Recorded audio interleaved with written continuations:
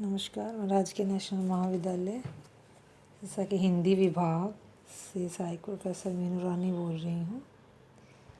आज का जो हमारा विषय है वो है तुलसीदास जी के काव्य में लोक मंगल की भावना।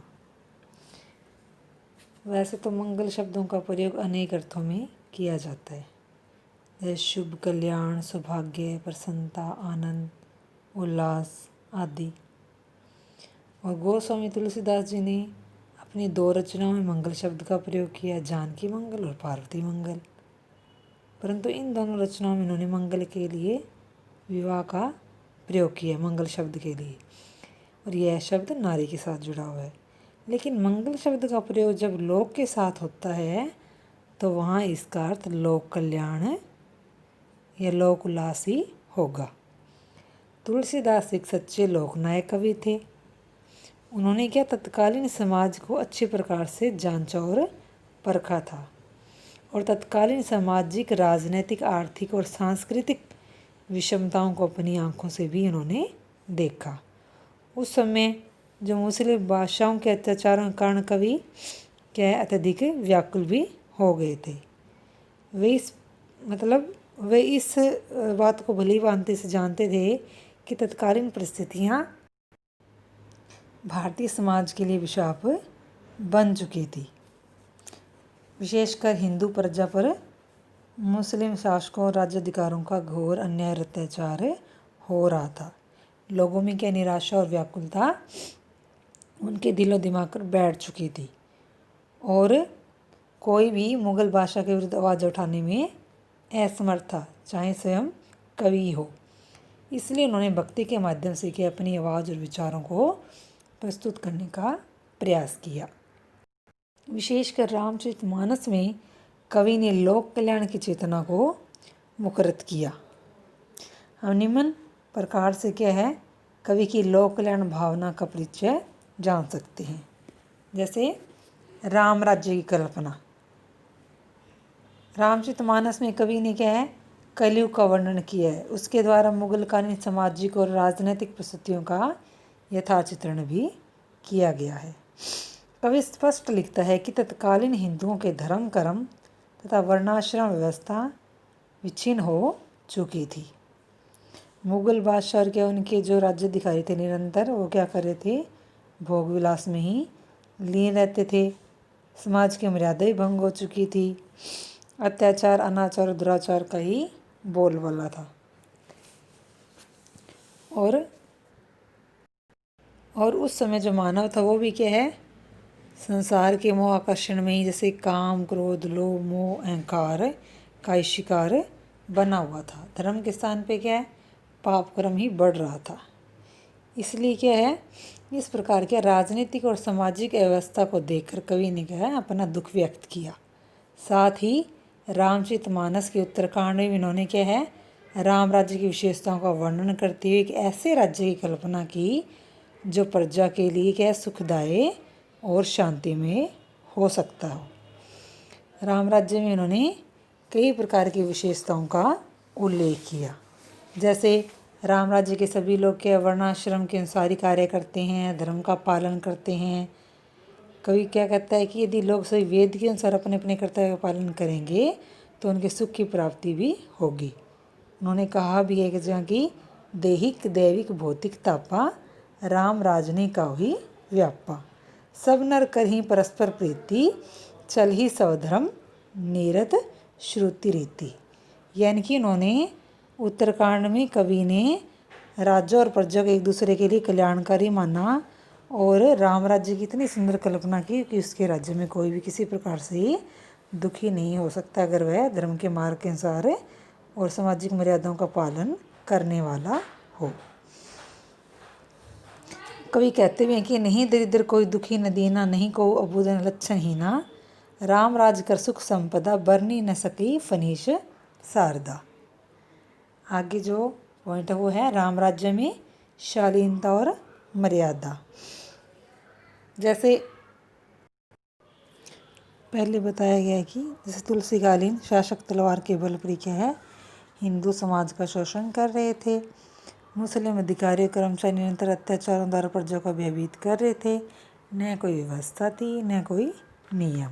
तो इस व्यवस्था को देखकर कवि अत्यधिक व्याकुल हो जाता है और क्या है वो इस प्रकार के मतलब अपने रचनाओं के माध्यम से क्या है इस प्रकार की व्यवस्था को बदलने में विश्वास रखते हैं और अपने विचारों को जन जन तक पहुंचाने की कोशिश करते हैं ताकि जो भी राजनीतिक सामाजिक आर्थिक जो शोषण हो रहा हो वो समाप्त हो जाए। और कवि कहता है कि स्वार्थ के कारण के अधिकारी पाप से पूर्ण कुचाले चलते थे तथा नीति प्रीति और मर्यादा को त्याग कर मनमाने अत्याचार भी करते थे। लोगों के पास न कोई व्यवसाय था न कोई रोजगार और इधर पूर्ति के लिए क्या अपनी पेट को भरने के लिए क्या लोग अपने बेटे बेटियों को बेचने के लिए भी मजबूर हो जाते थे। ये इन्होंने अपने पदों में भी बताया है। इसलिए कवि ने मानस में क्या राज्यों को अपने धर्म का पालन करने की सलाह दी। तुलसीदास जी कहते हैं कि राज्यों को एक निश्चित सीमा में बंद कर चलना चाहिए जिसमें कोई अत्याचार न हो, प्रजा के साथ बुरा व्यवहार न किया जाए। एक आदर्श राजा सदा मर्यादा का पालन करता है। राम एक आदर्श राजा थे जिन्होंने प्रजा पालन के लिए अपनी पत्नी सीता का भी त्याग कर दिया।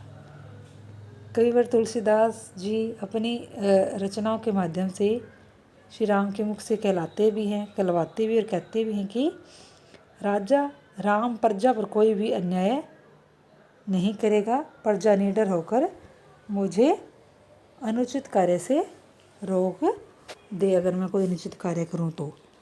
तुलसीदास ने राजा राम के चरित्र को आदर्श रूप में मानव जाति के सम्मुख प्रस्तुत किया जिससे वे सदा प्रजा प्रिय बने रहे। राम ने प्रजा का संतान की तरह पालन किया। वे अपनी प्रजा को सुमार्ग पर चलते देखना चाहते थे, स्वयं भी सुमार्ग का उन्होंने पालन किया। श्री राम ने शालीनता और मर्यादा से प्रजा पालन किया। उनके राज्य में चर और अचर सभी प्राणी सुखी थे। तुलसीदास एक मर्यादावादी कवि थे। उन्होंने लोक कल्याण के लिए आदर्शवादी दृष्टिकोण को ही अपनाया। तुलसी युग में क्या राजा और प्रजा दोनों ने आदर्शवादी भावना का त्याग दिया था और प्राय सभी लोग अनिष्ट आचरण कर रहे थे। काम क्रोध लोभ मोह अहंकार में बंद कर ऊंचे नीचे कर्म अधर्म के कार्यों में लिप्त थे। ब्राह्मण क्या शास्त्र विरुद्ध कार्य करने में संलग्न लगे हुए थे। तो इस प्रकार का समाज देखकर क्या है कवि को क्या है आदर्श परिवार की स्थापना करने की आवश्यकता महसूस हुई। तो उन्होंने अपने विचारों के माध्यम से क्या है एक आदर्श व्यक्ति के द्वारा आदर्श समाज के निर्माण करने की एक प्रकार से अपने रामचरितमानस में भूमिका निभाई। इन्होंने कहलवाया कह सकते हैं भी आदर्श व्यक्ति आदर्श परिवार आदर्श समाज के आदर्श राष्ट्र का निर्माण करने में समर्थ हो सकता है। इसीलिए मर्यादा पुरुषोत्तम राम स्वयं आदर्शवादी नायक है। और रामचरितमानस में राम का जीवन एक आदर्शवादी व्यक्ति का ही जीवन है। वे स्वयं दुखों को झेल कर दूसरों को सुख देने में लगे रहते हैं। इस प्रकार के आगे है मर्यादावाद की स्थापना। तुलसीदास जी एक मर्यादावादी कवि थे। लोक मंगल के लिए क्या है वो मर्यादापूर्ण जीवन को आवश्यक मानते थे। न कोई वर्ण व्यवस्था का पालन करता था। कवि का कहने के पहले लोग क्या है मर्यादाहीन होकर जीवन यापन कर रहे थे। न कोई वर्ण व्यवस्था का पालन करता था न ही आश्रम की रीति का। बलवान और धनवान लोग क्या है निर्बल और दुखी लोगों को सता रहे थे। मुस्लिम शासक क्या कर रहे थे तलवार के बल पर हिंदुओं को तरह तरह से अत्याचार कर रहे थे। राज्य अधिकारी क्या कर रही थी हर प्रकार से प्रजा को लूट खसोट रहे थे। न लोगों के पास रोजगार था न पेट भरने के लिए 2 समय का भोजन और लोग आजीविका विहीन बेरोजगार होकर इधर से उधर घूमते रहते थे। उनको ये समझ नहीं आता था कि वो कहाँ जाएं अपने जीवन यापन के लिए क्या करें। तुलसीदास जी ने अपनी रचना में क्या है श्री राम को एक मर्यादापूर्ण जीवन प्रस्तुत करते ही दिखाया गया है। उसमें तरह तरह के ऐसे उदाहरण प्रस्तुत किए हैं जहाँ उनके जो प्रमुख पात्र श्री राम हैं उन्होंने मर्यादा की स्थापना की है। यदि वे दो क्या है मर्यादित रूप का जीवन यापन करते हैं तो क्या है उन्हें कई जगह जो स्थितियाँ कष्टदायक थी तो वो भी क्या है एक प्रकार की उनके लिए जो है एक प्रकार का जो कष्ट था वो भी कट गया था, जो मार्ग था वो भी सही बन पड़ा था। किस लिए? क्योंकि वो अपनी मर्यादा में ही जीवन बिता रही थी। राम में क्या है, काम का मर्यादित रूप है। उन्हें कोई विपत्ति या कठिनाई अपने मार्ग में नहीं देखनी पड़ी थी, क्योंकि उन्होंने अपने जीवन में मर्यादा का पूर्ण पालन किया था। तुलसीदास जी ने ये अपनी रचना में प्रस्तुत किया हुआ है। इसी प्रकार भले ही परशुराम भी ने अपने मद को अतिशय रूप में प्रस्तुत किया, परंतु बाद में वे क्या शांत भी हो गए। राम अपनी वीरता पर क्या है गर्व करते हैं, लेकिन उनके गर्व की एक सीमा है, अहंकार वो नहीं करते। वे समुद्र के प्रति क्रोध तो प्रकट करते हैं, लेकिन पहले प्रार्थना करते हैं। इनकी मानस में क्या है, तुलसीदास जी ने राम के क्रोध को भी क्या एक मर्यादा में बांध कर रखा हुआ है। राम और भरत क्या दोनों आदर्श भाई हैं। दोनों में राज्य प्राप्ति के लिए कोई लोभ नहीं है, चाहे वह उनकी माता हो, दासी हो, मंत्री या फिर गुरुजन। सभी से क्या है राम मर्यादा में रहकर ही बातचीत करते हैं। इस प्रकार क्या है जो उनके रामचरितमानस में जो भी चरित्र दिखाए गए हैं, छोटे बड़े हों कोई भी हों, वो क्या है वो सारे मर्यादा पर चलने वाले दिखाए गए हैं।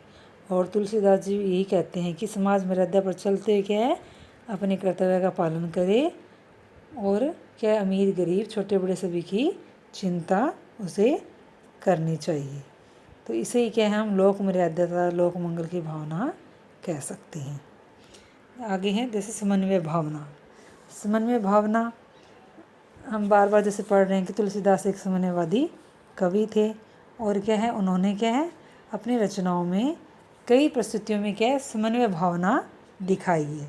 और ये हमने वर्णन इससे पहले का जो विषय था उसमें विस्तार से किया भी है कि वे तत्कालीन समाज में क्या है राजनीतिक, सामाजिक, आर्थिक और सांस्कृतिक जो परिस्थितियाँ देख रहे थे उनमें क्या उन्होंने समन्वय की स्थापना करने की कोशिश की है। समन्वय का क्या अर्थ होता है अधिक विचारों और यानी कि दो से अधिक विचारों और मतों के बीच में समानता और एकता को बनाए रखना।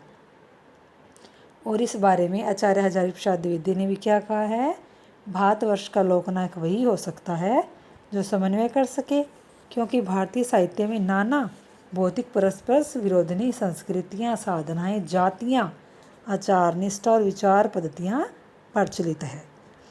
बुद्ध देव समन्वयवादी थे, गीता में समन्वय की चेष्टा है, और तुलसीदास भी समन्वयवादी थे। तुलसीदास भारतीय संस्कृति के उज्ज्वल प्रतीक हैं, इसलिए वो क्या कलिकाल के वाल्मीकि भी कहे जाते हैं। उन्होंने अपनी रचनाओं के माध्यम से क्या समाज को सही रास्ता दिखाने का प्रयास भी किया है। उन्होंने वैष्णव, शाक्तों, सगुण, निर्गुण, भक्ति, ज्ञान, कर्म आदि सभी में क्या है समुचित पूर्ण रूप से समन्वय करने का प्रयास किया है। इस प्रकार से क्या है तुलसीदास जी ने अपनी रचनाओं में क्या है काव्य में क्या लोक मंगल की भावना को ही ज़्यादातर प्रस्तुत करने की कोशिश की। जिस प्रकार से इन्होंने अपनी तत्कालीन समाज में परिस्थितियों को देखा, उसी प्रकार से इन्होंने अपनी रचनाओं के माध्यम से उसमें एक आदर्शवादी बातों को या विचारों को प्रस्तुत करने का हमेशा उन्होंने प्रयास भी किया, और ये प्रयास उनका सफल भी रहा। आज के लिए विषय हमारा यहीं तक रहेगा। आगे के लिए धन्यवाद। नमस्कार।